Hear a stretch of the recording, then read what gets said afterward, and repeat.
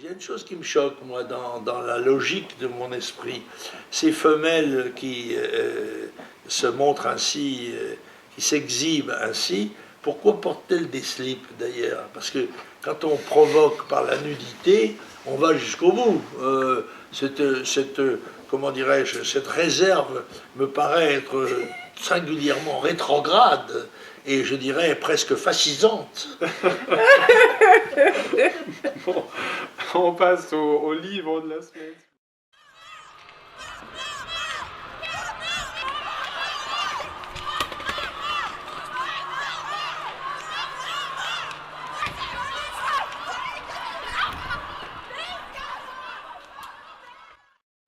Et pour fêter cette démission en quelque sorte, les Femen sont entrés seins nus avec des slogans orduriers dans la cathédrale Notre-Dame de Paris.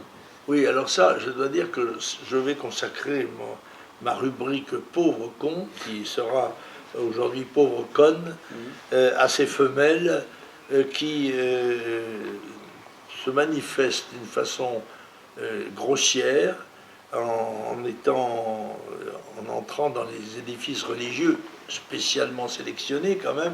C'est uniquement les églises. Hein. Elles ne vont pas faire leur numéro ni dans les synagogues ni dans les mosquées. Peut-être vont-elles le faire, mais alors là, il leur arrivera sans doute des choses plus graves que ce qui leur est arrivé à Notre-Dame. Il y a une chose qui me choque, moi, dans la logique de mon esprit. Ces femelles qui se montrent ainsi, qui s'exhibent ainsi, pourquoi portent-elles des slips d'ailleurs? Parce que quand on provoque par la nudité, on va jusqu'au bout. Comment dirais-je, cette réserve me paraît être singulièrement rétrograde et je dirais presque fascisante. Bon, on passe au livre de la semaine, si vous voulez bien. Le livre de la semaine, écoutez, ça, si vous avez envie de ne pas dormir de la nuit, lisez-le plutôt le jour. C'est La France Orange Mécanique, sous-titré Enquête sur un sujet tabou, l'ensauvagement d'une nation. C'est un livre de M. Laurent Oberton,